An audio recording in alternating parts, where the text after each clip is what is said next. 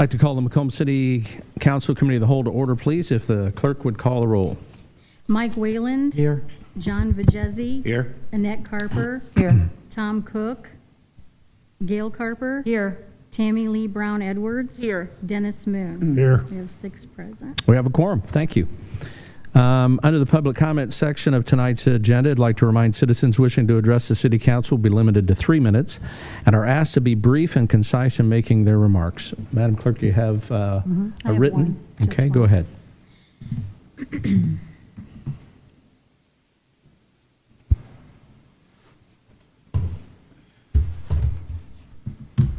Macomb City Council. I find it appalling that the City Council and Mayor of Macomb have yet to acknowledge any harm done to Black members of your community. It is disheartening to see the lack of compassion of this council when being made aware of the harm done. Macomb deserves leaders that express compassion when its police force has caused harm to Black and disabled individuals. The Macomb Police Department must be investigated and held responsible for their actions. Will this council acknowledge the harm done to Marshawn Walker and his family? The corruption, acts of violence, and hate displayed by the police department has not gone unnoticed. It is incredibly discouraging for victims of these acts of violence, cruelty, dehumanization, and harm by police to seek justice and to make their voices heard. Today, I ask you to please put a discussion on the next agenda about hate incidents Black folks have spoken up about and what the City Council intends on doing about them. The Macomb City Council must investigate the Macomb Police Department. Respectfully, Samuel G. Richardson. Thank you. And that's all you have in the written? That's all I Thank have. you. Does anyone wish to speak to the council under the public comment section of tonight's agenda? Ms. McMeekin.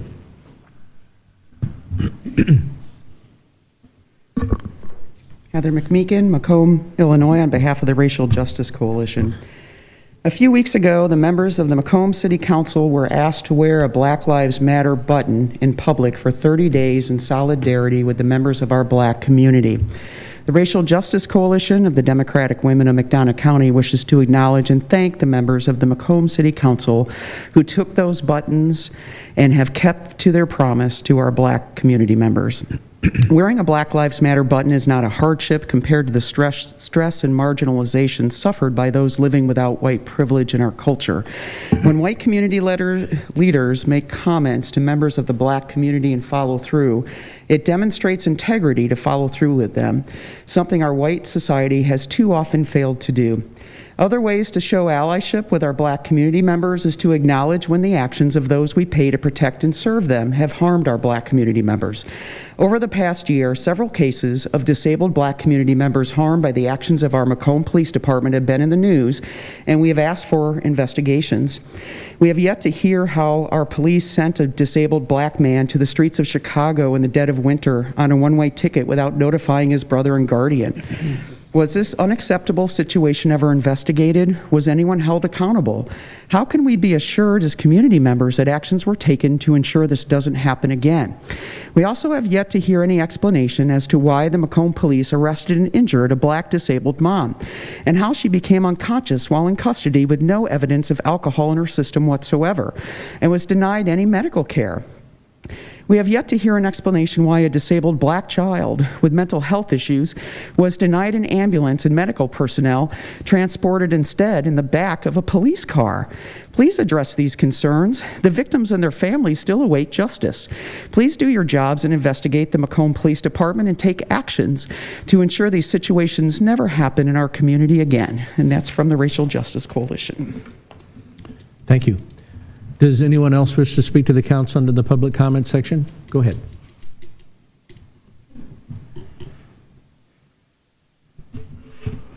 Hi there. My name is Morrow, not legally yet, but it's in the process, and my pronouns are they, them. I wanted to come up tonight because I've been watching the things happening here in town recently, and while I can't talk about being Black in Macomb, I wanted to talk about my experiences about being openly queer and mentally ill in Macomb. I grew up here for the most part, and I have a pretty solid support system now, but I had to find that myself amidst the threats, having gay written on my locker boards and notebooks, and the laughter and snide comments, high school. But for me, it started in Lincoln and Edison. In school, the intimidation and bullying was quiet, so the teachers wouldn't recognize it as bullying. Not that I expected the kids realized, not that I expect that the kids realized it at the time. So I mostly stayed inside or alone at recess because they made it quite clear that I wasn't welcome. Out of school, I also got comments and pressure to act normal from adults. Because when you don't fit in, you get told or threatened to pretend like you do. So one of the first things Macomb taught me as a kid was that I was embarrassing for being myself. Not that I knew what was wrong with me, since nobody would tell me why I was wrong, except the more vocal Christians who would like to tell me that I was going to hell for being gay. I'm not gay, I'm asexual. I ended up having to look online, on dial-up, or leave Macomb to find communities that welcomed and celebrated me for who I was and who I expressed myself as. So I was 18 when I left to figure myself out, and I was 22 when I came back and had words for all the ways I was different and the ways I was abused for it, and for the parts of myself that I still needed to research. Since I've been back, it's appalling how obvious the lack of education in resources is for people who don't fit in. And if you're cis, white, mentally and physically abled, and heterosexual, you have the advantages of a community that welcomes and accepts you. And you haven't wasted your childhood trying to figure out who you are and why people think you're wrong for existing. Most of the resources I could find here for LGBTQIA+ folks were ones provided by WIU. But if you're not a student, you don't get access to most of those. And for the kids growing up in Macomb, that means there's very little information, especially for children whose parents don't allow that kind of thing. I'm sure I'm running out of time, so I wanted to wrap up and say that living in Macomb these past 6 years as an adult has summarily sucked. It's for most people my age as well. The general consensus I found is that living in Macomb is a curse devoid of opportunities. You can't find good housing, jobs, or any sort of financial stability unless you already have connections in town to help you. And I lost a lot of those connections being openly queer. So I can only imagine how much harder it is for people who are very visibly different. Thank you. Thank you. Does anyone else wish to speak under the public comment section of tonight's agenda?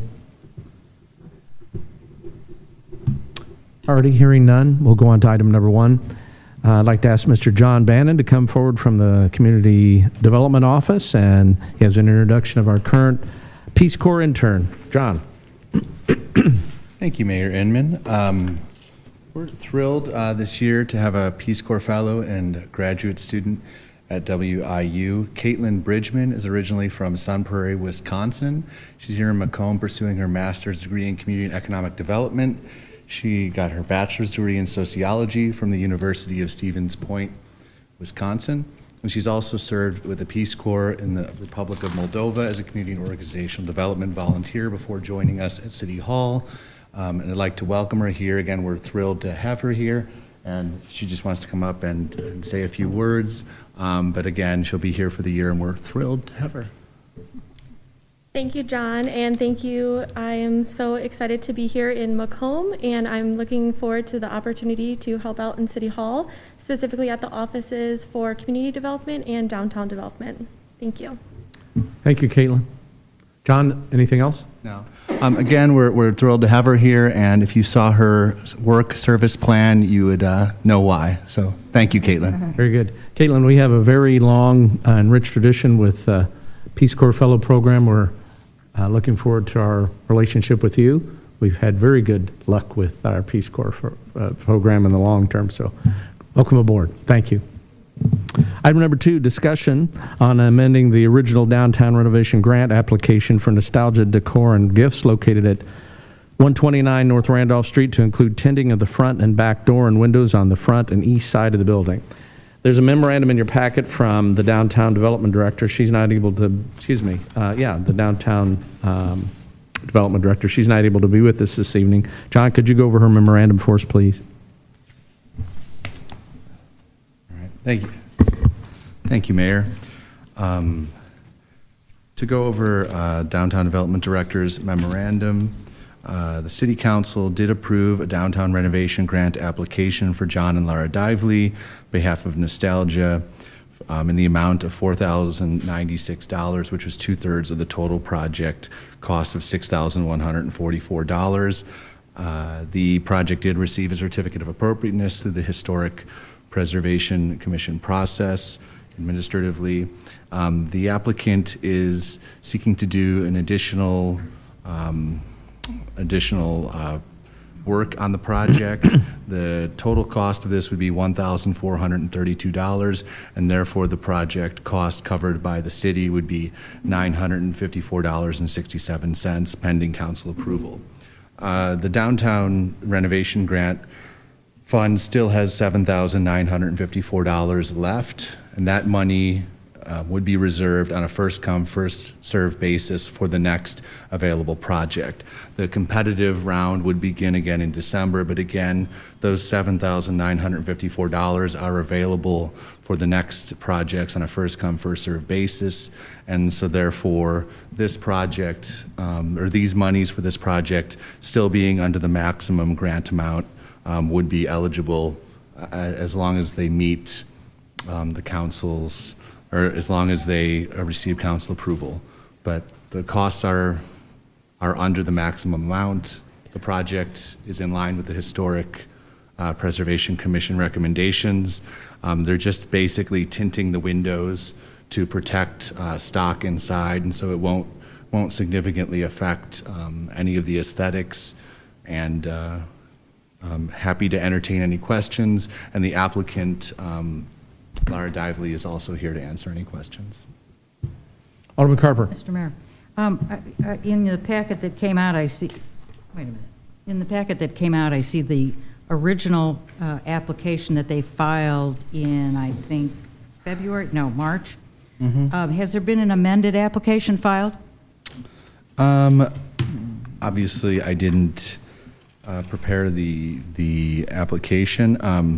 I think the amended application will be the extra application will be added to this, but in terms of the council approval process, as long as the dollar amount is below the $20,000 maximum and the match, which this would be, it's fully eligible.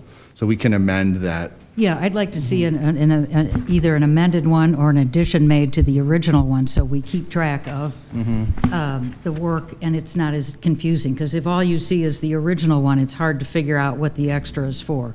So if they could just attach an addendum to it saying that they're amending, and they're getting, the money that we have left over is after everybody's that wanted to apply was awarded, correct? So after the most recent changes to the program, the competitive process begins in December, and then those that are due by the deadline are awarded on a competitive basis unless there are less applications than the $50,000 available. There were less, and so all the projects were funded, and that $7,000 is a remainder from those competitive So even applications. if we agree to expend this extra money for nostalgia, there will be extra money in the fund? Yeah, there will, Okay. yes, there would be extra money in the fund, and then the full $50,000 would be available for all applicants in And December. do you know if there's been some extra public relations on this extra money for this time period? I mean, I talk to people all the time who have ideas, Okay. but it's impossible to know if it's a week or 3 years before those ideas become projects. Okay, maybe we can do a little bit more on the fact that we still have some Yeah. money in there for Well, some smaller projects. And people may be waiting because they have a larger project in which they would want to take advantage of the full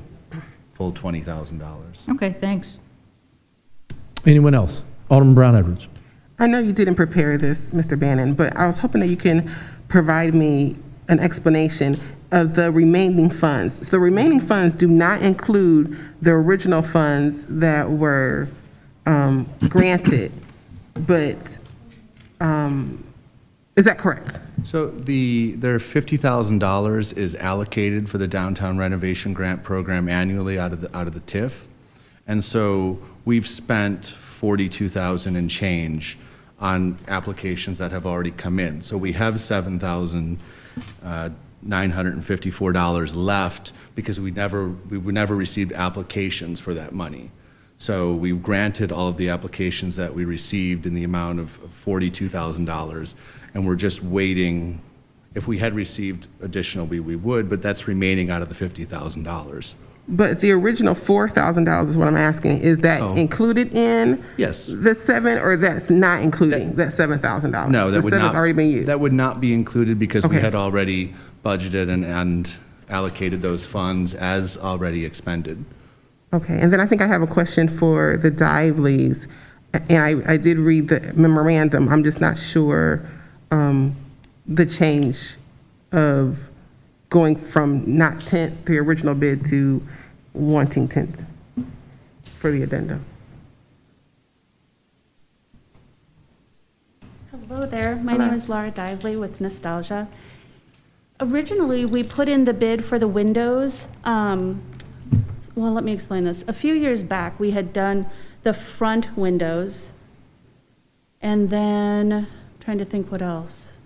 We only did the front windows, and we had them tinted because the heat was so hot. Then we personally tinted the back windows of the door, the first floor window, and the top windows. We personally did those ourselves to reduce the heat, and because anything that the sun shines on, it would like fade, that product fade, the price stickers, all that. So anyway, so this year we decided, okay, we're gonna go ahead and do the front side windows because they're single pane. And in the winter, they freeze, so they ice all the way up from top to bottom. And again, to the heat and fading. So we decided to replace those and our front and back door because they weren't fire code approved. And then we decided to do our 2 back windows because they used to have air conditioners in them that don't work, so that was allowing air in as well. So anyway, so we put our window bid in, not even thinking about tint. So that's why I asked if, when we went to do the tint, which we have not put on yet, I thought, well, I wonder if that can be covered. So I called Kristen Terry, and she said we could possibly do this process. So that's what we're doing. Anything else for Mrs. Dively? Yes, so you're going to tint the existing ones? No, so we're going to tint the new windows that were put in, Yes. and we're going to tint the front and back door, because they had been tinted before. So we want to have those tinted so they match everything else that's already in. Can they do those in place, or they have to remove those? No, they do them in place. Okay, thank you. Yep, Okay. Anything else? No, thank you. All right. thank you. All right, thank you, Ms. Dively. Alderman Moon. If it's possible, I'd move to put this on the consent agenda. Second. It's been moved and seconded to place the item on the consent agenda for the first meeting in September. Any discussion? Alderman Carper. I'd still like to have the amended application. Okay. You amenable to that part of your motion, Mr. Moon? Sure. Okay. I think it's actually already on file, but Okay. I thought Kristen showed it to me. Okay. Okay. So with the amended wording, is that okay there? Is that all right with Alderman Jesse? Yes, sir. Okay, any other discussion? Hearing none, all in favor say aye. Aye. Opposed, same sign. Motion carried. We'll place it on the agenda for the first meeting in November, or excuse me, September, sorry. Don't get anxious. All right, item number 3, quarterly report from the Public Works Director. Ms. Ortman, thanks for being here this evening, and floor is yours. Well, thank you for allowing me to do this a week after my counterparts, as we were in the process of selling our home in Rockford and getting everything moved down to Macomb, so that's a done deal now, so you're stuck with me for a while. So it's been a busy quarter in Public Works. Snow has ended, but then that left us with a lot of storm sewers, trees to be trimmed, water main breaks after a while once it got dry, sewers getting televised in preparation for lining this fall. Some of the bigger items that I'd like to touch upon tonight is one of the things that have been included in the budget for this year was the system-wide leak detection for the water system. That is just about complete. We don't have the final report yet, but he did find some substantial leaks. One that we will have to look at in more detail is where the 16-inch water main crosses Lafayette at University Drive. because of the traffic up there and the fact that it's in a casing, we don't know exactly how big the leak is. We just know it's there. It could be anywhere up to 1 million gallons a day, but I doubt very seriously that it's 1 million gallons a day. But so we're going to have to figure out how to replace that. That's going to be a little bit trickier to fix. We started also as part of our budgeted work this year, we started the rehabilitation of the wells at Spring Lake, which we recently had to put into operation as the lake level was falling. And as of last Friday, that work is done. Both wells have been rehabilitated and put back into operation, and it went very smoothly.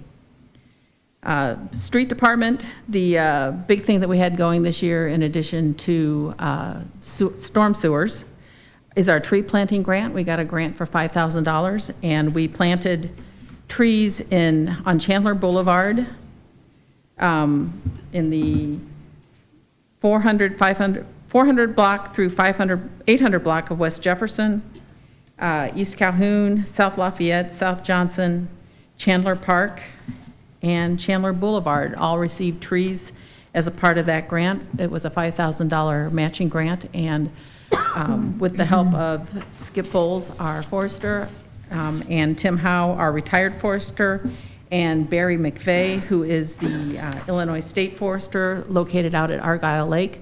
The three of them were able to get all those trees planted by the deadline, and we got our everything turned in, and we have received our $5,000 check from Morton Arboretum. Normally, he would have gotten volunteers from the Rotary or other members of the community to help plant, and it would have gone a lot faster, but this year, due to COVID, he was not able to do that, but he still managed to get those trees in. The lady that did the inspection was very impressed with his planting procedures and his care and maintenance procedures for keeping those trees alive after the planting, because they can go into shock sometime. She was very, very impressed with that. So kudos to Skip for that program. In addition to planting those trees, we also had trees donated for the Oakwood Cemetery to finish out the canopy there, and those trees were due to a donation from Thomas and Gail Carper. So those trees got put in this spring as well. We'll have more trees that'll be going in the fall, and I'll report on those once we get those in. The rest of the public works staff over in the streets department was busy doing replacing undersized storm sewers. One of the things that those torrential downpours that we got earlier this summer emphasized was that our storm sewer system needs a little work. So they were working on replacing, there's one at Effling and Charles that we replaced. That poor gentleman that lives at the corner of that, he'd have water up to his house in no time flat. So we put in a bigger storm sewer and we regrade a little bit. So hopefully when we get our next torrential, we'll see that that works. You'll notice the sinkhole, the water feature at the corner of Lafayette and Hainline has been repaired. That was a private repair, but again, it greatly affected our neighborhoods in that area. And then they also did pavement repair on Western Avenue. They cut out a good section of that intersection and did all the concrete work, and they did a very nice job placing the new concrete. At the wastewater plant, the big thing going on there is the upcoming improvements.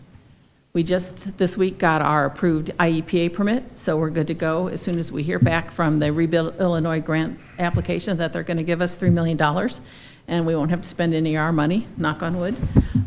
But I'm not sure when that's going to happen. There's so many grants, there were so many new grant programs and so many grant applications that hearing back on grants this summer is greatly delayed.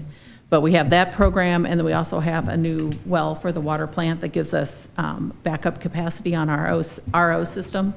Both of those were submitted for grants, so hopefully we will get one or both of those.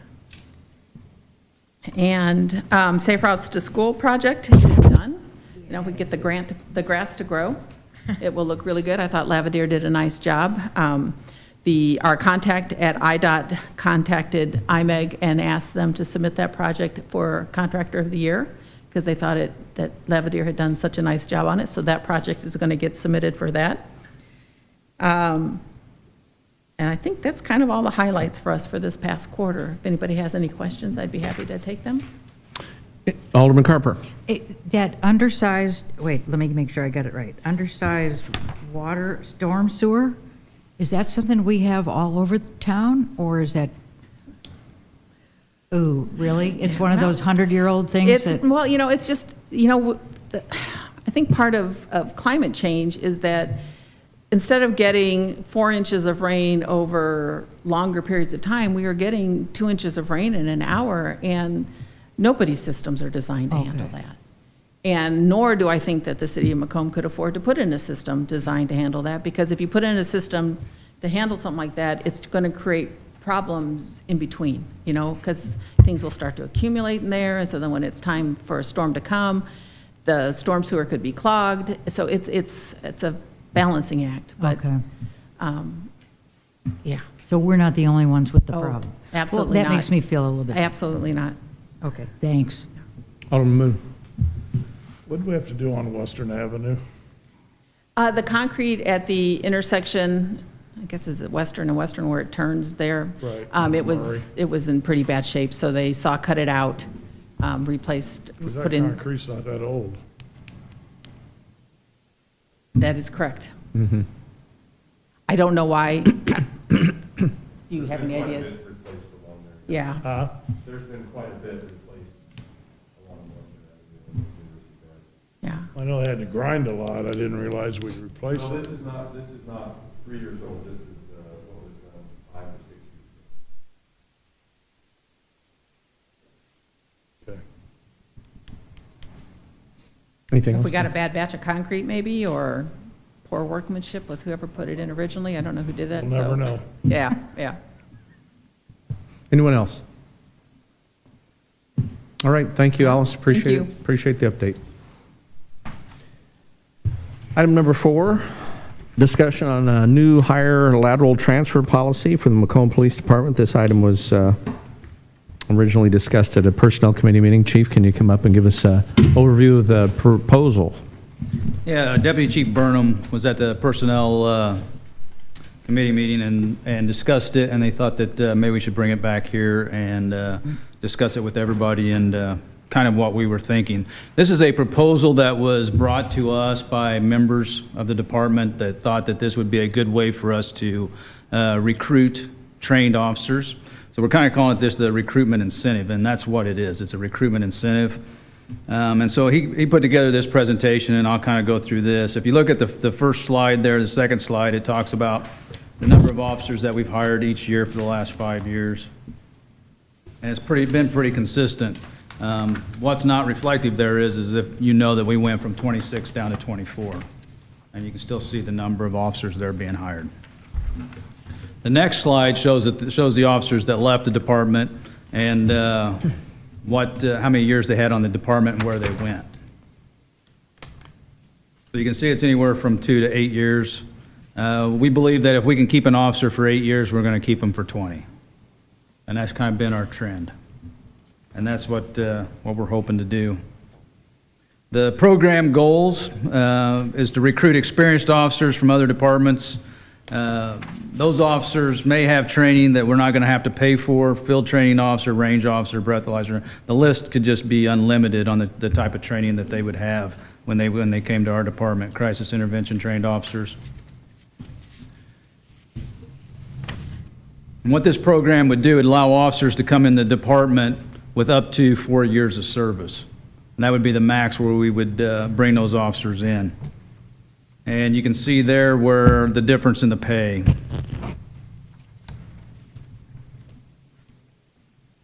So basically right now, an officer coming into the department starting out, looking at the 2021 pay scale, what it will be would be $49,000. Currently it's $48,900. And then as they move 1 year, it jumps up to 56, then 57, then 59 at 4 years. We believe that that would be a very good incentive to recruit officers who have already been to the academy and who will come to our department because of that. We think if you got 4 years on another department, your pay's pretty similar, there's really no incentive for you to come to our department and then go back and start over again at the $48,000. So our hope is that we will be able to bring them on and we can cut the 14 weeks of the academy out.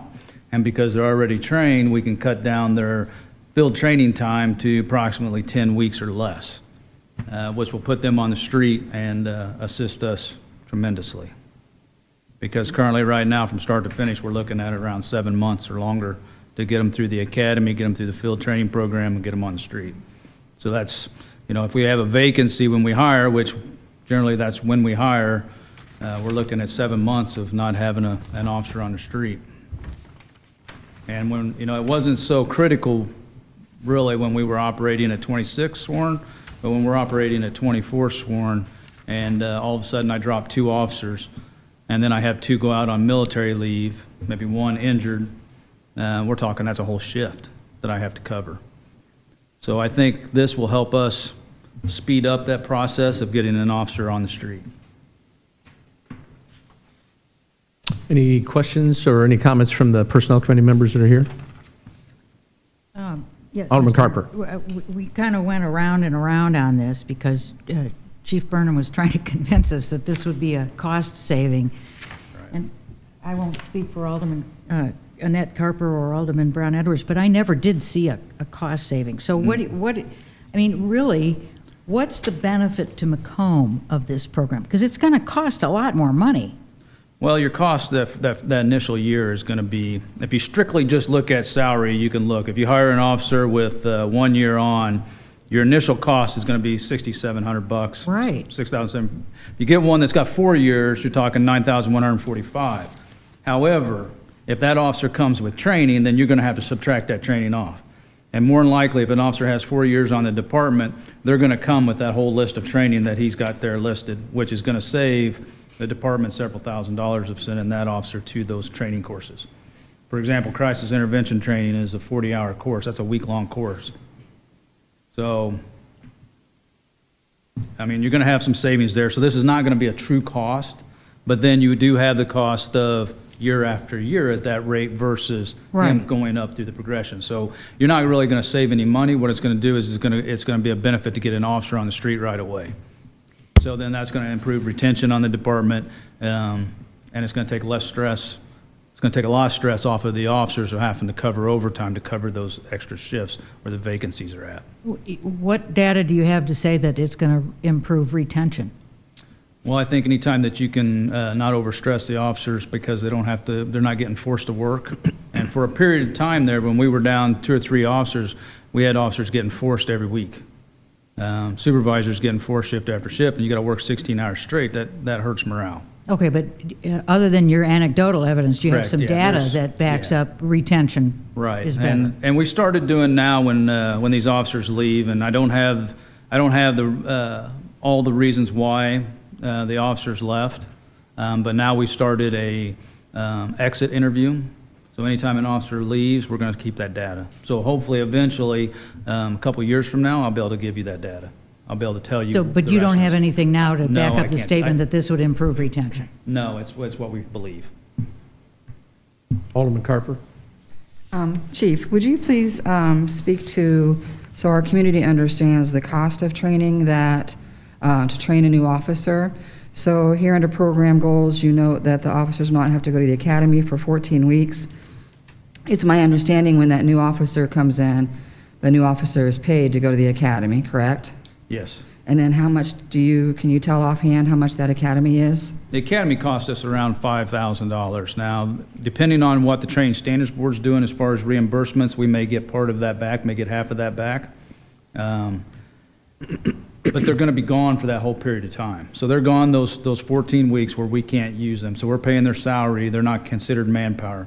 They come back, they go through the field training program for 16 weeks, and at that time, they're still not manpower, so I can't use them. So if I have a vacancy on the shift, they don't count. So when we look at the schedule of training of 14 weeks at the academy and then 16 weeks of field training, and if you could tell our community what field training is, that it's an officer who is training with already an established officer. Correct. Yes, they'll have a trainer that they're with. They'll ride with them. They'll assist them on any of the calls. They'll eventually, gradually start from the beginning where they're not doing very much to in the end, we'll do a shadow period where they're doing everything, and then that field training officer's just monitoring. And once they've proven that they can handle the calls, then we'll release them to what we refer to as solo patrol, and then they'll be on their own. And once they get released to solo patrol, then they count for manpower. So then I can use them to fill vacancies on shifts, call them for overtime, put them on details by themselves. But until after they get through this whole process, they're really we're just paying them to be here. I can't So use that's them. more than 50% of their first year that they're employed Correct. through the police department, being 30 weeks, then you have the 2 officers. I just wanted to speak to that, the cost of bringing a new officer in right now the way it is. And if you bring an officer in that already has training, then you're looking at no academy costs, and you're hoping for 10 weeks or less of field training. Correct. And then not having to send them on to additional training to get them to where we want them to be for our department because they came with that training. Okay, and these additional certifications. Correct. Okay, thank you. Alderman Moon, did you have your hand up? Well, I think you alluded to it earlier, but I think one of the important parts of this is the overtime factor. That overtime's always been a major problem ever since I've been sitting here, and as a force gets smaller, as the chief alluded to, it's going to be harder and harder to keep the overtime costs down. So when you have unexpected absences and people leaving, if it takes 30-some weeks to get them into service, that's almost unacceptable with a small force. Alderman Brown Edwards. Chief, can you please speak to what it means for the department if an officer goes to training? So do you incur overtime if someone's gone for 40 hours for a week of training? It depends. We try not to do that. We try to schedule it so that when they go to the training, it's not going to create overtime. But there's certain courses that are so long that we have to send them to that we can't. I mean, we'll have overtime because most of the shifts at certain points and during that shift schedule are going to be operating at minimum. And then if somebody calls in sick, whatever, it's going to create overtime. So, but we do our best to schedule training so that it doesn't, but it doesn't work out that way all the time. Okay, thank you. I was just hoping that you would clear that up for anyone who's watching, that if someone were to transfer, that would be time that if they came in with those certifications, that they wouldn't have to be away off the street. Exactly. Thank you. Yep. Anyone else? Chief, I have one question for you. You're talking about the program goals here. One of them would to eliminate the 14-week basic academy. So does that mean that you'd only be allowing for this program to for currently Illinois certified police officers? We're not going to take a lateral from another state, otherwise they'd have to go through the basic training? Yes. Okay. Yep. All righty. Alderman Moon. Just for clarification, don't we allow for a pay differential for people that we hire that have experience? No, not right now. We don't. No. We don't bring them in at a different grade? I mean, a higher grade? Really? I thought we did. No. Not with the police. Interesting. No. Now, if they have the skill set and they're on the list, then yes, then we can go and grab them and bring them in. But they start out that basic pay until they get off that probationary period. Your Honor. Yes. I missed it at the beginning, Chief, when you said how many officers you had initially, when you were talking about how many you'd hired in the last 5 years. How many officers did you have before? Before we had, well, way back when I first started as chief, we had 30 officers. Okay. And then we cut that back to 26. And then within the last 2 years, we've cut that down to 24. Okay. To try, because we're expecting the census count to be lower. We're expecting, revenue for the city to be lower, so we're trying to anticipate that. And that was one of our cost-saving measures, was through attrition, to go down to 24. But 24 is the bare minimum. Okay. And so would it be your hope as well to attract officers that are trained so they maybe would be a little bit mature and... Yeah, and that's the other A little more benefit of it experience. too, and we've talked about that, is we would be getting an officer from another department that has seen different things, have different views, could bring a lot more diversity to the department because they've been in different communities, can bring great ideas that they were doing here. So I mean, there's a benefit to it. So, I agree. yeah. Thank you. Thank you. Alderman Brown Edwards. I have two questions. traditionally in a hiring process, do you usually ask why they left another department or how they left another department? And then my second question is it typical best practices within the state of Illinois to only hire other officers who went through Illinois Academy training? The first question about exit interviews, we didn't do it before, but we are now because we want to capture that. No, I'm sorry, entry. So if someone came from a different department, would you ask why they had left that department or the reasons why they're leaving that department? I mean, we never tracked that data, but I mean, we would probably know. We'd probably say, hey, what brought you to Macomb? Why are you here? Because we clearly don't want to give great deals to bad apples. Oh, no, we'll do a thorough background. This doesn't change anything in the hiring process. They still have to go through the same testing process, the same power test, the same background, psychological test. They're still going to have to do everything that anyone else has done. This is just an incentive for them to come here because once they make it through that process and they get hired, this is the incentive to get them to go through that process. A lot of them don't want to come through that process, but we want to make sure that they go through that process for exactly what you're talking about. And then the second question, is it best practices to hire within the state someone who's already gone through Illinois Academy training? Well, we've hired individuals that had the academy in other states, but then we have to put them through our academy. Or we have to put them through That's a state requirement. Or some kind of reciprocal type training where they can go through a shortened academy, but we've always just said, no, we're going to push you through the full academy. Okay, thank you. Yeah. Chief, can you go into just briefly the Illinois Training and Standards Board, what it's designed to do? Yeah, the Illinois Training Standards Board is there to establish all training for law enforcement and to put out what training is mandated and ensure that officers meet those standards. And that's why we have our 14-week police academies. They have the curriculum set. When somebody comes from another state to ours, they have to meet our standards for our state, and the Training Standards Board checks that. And then also the Training Standards Board has a list that they maintain. If you have those bad apples from Illinois, I have to report. If I terminate an officer for a certain type of misconduct, I have to report that to the Training Standards Board, and they keep that. So if that officer goes to get hired by another department, that department knows that officer's coming with some baggage. Thank you. Alderman, did you have your hand up again? Okay. Anyone else? Alrighty. That's all on that subject? Go ahead, Chief. Ms. McMeekin, this is not at this time. Thank you, though. Any other on the lateral transfer policy? So we'll have that come before the council in the form of policy and the form of resolution to adopt it. So we'll queue that up for the first meeting or so in September. Is that all right, Chief? Sure. Okay. All righty. Item number 5, presentation from the Macomb Police Department. This is respond and educate on how the department handles complaints and concerns and the disciplinary procedure. So, Chief, go ahead with your presentation.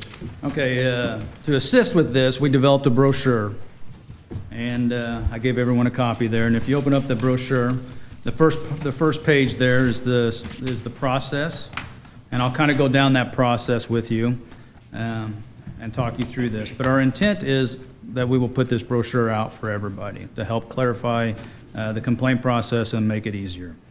If you wish to file a complaint concerning any actions of Macomb Police Department personnel, we ask you to follow these procedures. And the first one that we ask is that you come in and you speak with the on-duty shift supervisor.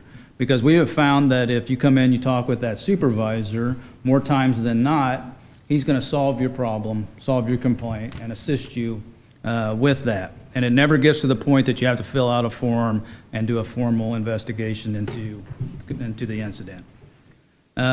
So after speaking with that supervisor, if you don't feel comfortable with it and you still want to pursue the complaint process, he will ask you to fill out the form that's attached to this brochure. And that is our complaint form. If you do not wish to speak with a shift supervisor and you don't want to go through that process, you're more than welcome to go to our website. You can download, print that there. If you don't have that capability, you're more than welcome to give the records clerk a call at the police department, and we will email, we'll fax it to you, we'll print it off and have it at the window for you. We'll do whatever it takes to get you that complaint form. Just ask, and we will make sure that you get it. Once you do get that form, we ask you that you complete it, sign it, and then there's our address and where to send it to. Once we get the completed form, then the deputy chief is going to get that form, he'll review it, and then he'll designate a supervisor to investigate. And then that investigator is going to then talk to witnesses, collect documents, prepare a report summarizing the investigation. If the investigation indicates that there's any kind of misconduct, that investigator is going to make a disposition on what he believes and make a recommendation to the chief for discipline. Both the complainant and the officer is going to be notified of the disposition. And then if you open up the brochure there, you'll see what the dispositions are. So after the case has been investigated, reviewed, it's going to get one of these classifications. And when you get a notice or a letter from the deputy chief, it's going to state, whether your complaint was unfounded and whether or not the officer was disciplined or not. And then, so, they'll get a question, well, when does the chief review the case? I review every complaint that comes in. Every complaint I see, I go through, I review that disposition that they've given. If it's if it's discipline that a supervisor down at their level can handle and take care of, I'll give it back to them so that they can go issue a written warning or what have you. They can also give a letter of reprimand with my approval, and then I do all suspensions and terminations. And so then that leads into, well, what kind of discipline can they get? And you can see it there. And we follow progressive discipline according to our labor agreement. So verbal, written, suspension, and termination are the different levels. And then in our brochure, we just kind of went through some questions, some of the common questions that we get from the public when it comes to a complaint. And the first one there, can I file a complaint against an officer that wrote me a ticket? And this is the one that the supervisors solve most of the time. They explain the rationale behind why they received the ticket and then what they need to do, which is go to court. Tickets, arrests, those should be argued in court, not through the complaint process. And then the second one there is another big one, that people just ask in general. And, how do the police themselves? Well, if we have an officer that has a complaint filed that we believe ends up being criminal in nature, that complaint then is forwarded over to the Illinois State Police, and Zone 4 investigators will investigate that complaint. We will provide them all the information that we have gathered at that point, give it to them, they'll do their own investigation themselves. Now, we will still look into things such as policy, procedures, what actions that we do and what kind of, is this a training thing? Those are the kind of things that we would still continue to look into. But as far as the criminal side of it, that would be done by the Illinois State Police. That's just who we refer all of our stuff to. And there's some other ones there that you can take a look at as far as questions. We have our law enforcement oath of honor on there, and then a little statement about questions and recommendations. If anybody ever has any questions or recommendations, they're more than free to call and ask or send us anything at the police department. And then on the back, it just kind of talks about what our mission is and how we do everything we can to work in partnership with the community to protect life, property, maintain public order, and you can read that. And then the policy is to look into all complaints, whether you put it on this or not. If you make a complaint with us, we will look into it. But we also have to follow the Uniformed Peace Officers Disciplinary Act, which is there at the bottom, which basically says that anyone filing a complaint against a sworn peace officer must have the complaint supported by a sworn affidavit. And that's what this serves as, because it has your signature on that form. But we think that this will be a nice addition to help clarify the complaint process and help the public with making those complaints. We intend to put copies in our lobby. We intend to bring copies over here, put at City Hall so that people have them here. And then we will have them up at the city attorney's office. We'll have them around where people can find them and get them. So if you want to just come in the lobby and grab one, we should have a little brochure place there to put them also. Okay, any questions for the chief? Alderman Carper. How does the union contract fit into what you have on your brochure here? The Disciplinary Police Officers Act, there at the last, there on the bottom, they ensure that if we're going to investigate a complaint against an officer where we're going to seek discipline or termination, that it's got to be on a sworn affidavit. So the contract tracks the statute that you've cited in here? I would have to look to make sure that the wording is in there. I know from making complaints, and that is probably not in the actual labor agreement written that way, but I can guarantee that the labor reps are going to make sure that we follow that because Okay. that's state statute. Okay, so that's, even without saying it, that's, the union contract is part of your disciplinary process. Oh, yeah, with the progressive discipline and everything like that. And that, yes. all of the progressive discipline is laid out in the union contract, is that correct? It is. Okay, thank you. Anyone else? Alderman Carper. Thank you. I just wanted to, so our community understands that you're obligated, if you do have a discipline against an officer, that you have to keep that information confidential. Yes, that is correct. So could you just expand on that? So if there is a complaint, that complaint is between the complainant and the officer, and that's where it's kept? Yes, that's where it's kept. And then we will put out, without using the officer's name, we will say, for example, in 2019, we only had 4 complaints. 2020 so far, 0, knock on wood. All 4 of those complaints in 2019 were unfounded. And we will put that kind of information out on what they were. Okay. But we will not put out what the officers, who the officer was, and that what type of discipline. We'll say that we took discipline. Okay. However, I also report every month to you, City Council, what discipline I've taken and what it is. I don't give you the name, but I tell you if I issued somebody a letter of reprimand, if I issued them a suspension. So you have that on my monthly report. Okay, great, thank you. I just want our community to know that that information is, of course, protected information. Right. Thank you. Yep. Anyone else? Alderman Brown Edwards. Chief, thank you for developing this brochure as well as your commitment to making the complaint forms accessible. You and I have had conversations as well as the deputy chief and the city attorney, and I had often questioned how does one who doesn't have access to the form. So I'm very pleased that they will be readily available to anyone outside and inside the police department. Thank you. Yes. Anyone else? Chief, I'd like to just ask a couple of clarifying points here.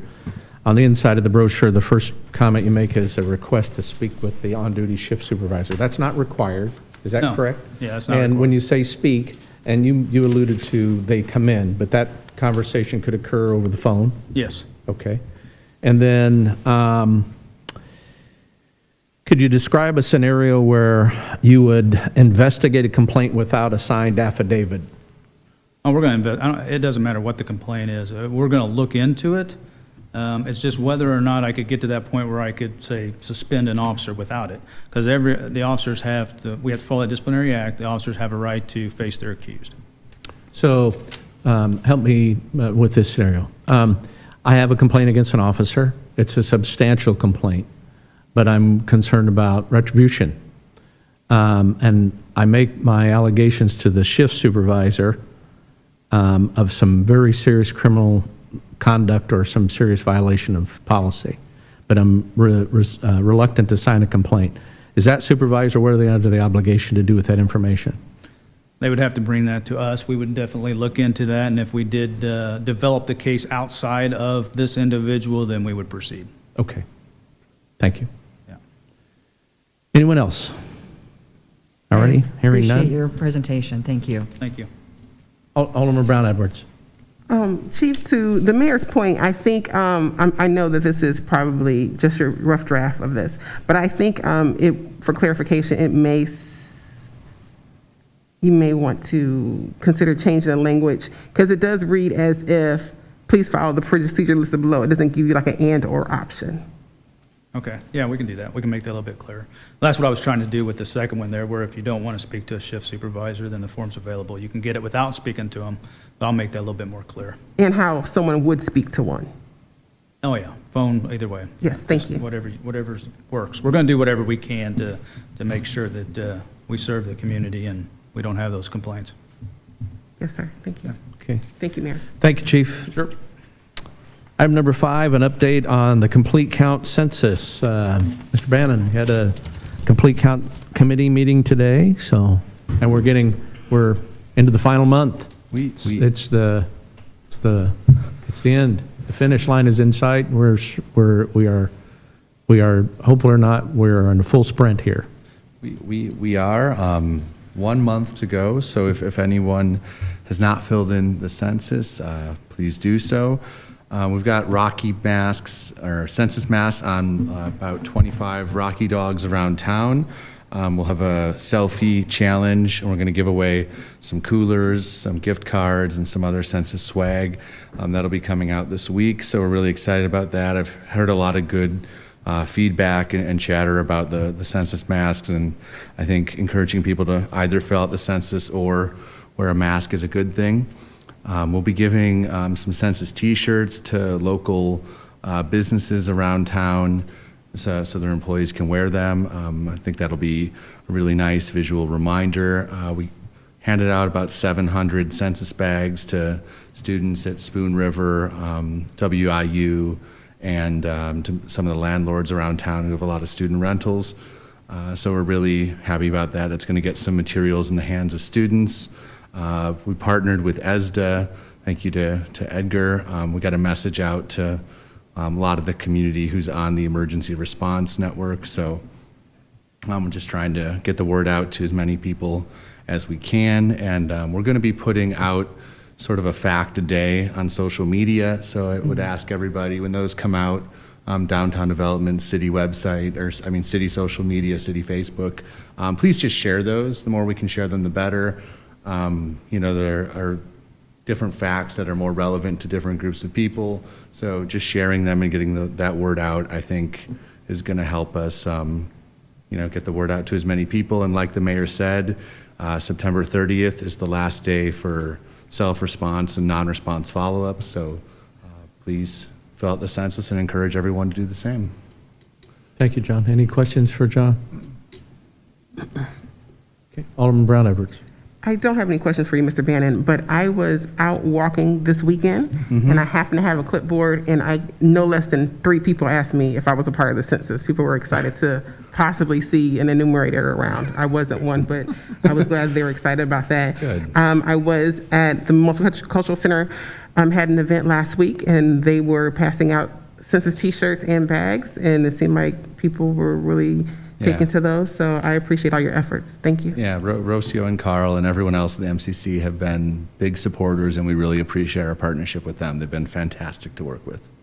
Thank you for your work. Thank you. Ms. Ayardo Choi is on the committee, is that correct? Yes. Yeah, okay, very good. And I look forward to the selfie challenge. Yeah. I will be participating. Please go take a selfie with the Rocky dog. I think that'd be good for WIU, good for the census, and fun, so. And you'll have an associated hashtag to go along with that? Yeah, Okay. we'll be rolling that out this week, but, begin strategically planning your selfies. Okay, thank you. Anyone else? All right, thanks again, John. I don't believe there's any other business to come before you this evening. I have a couple of points of information to share with the council.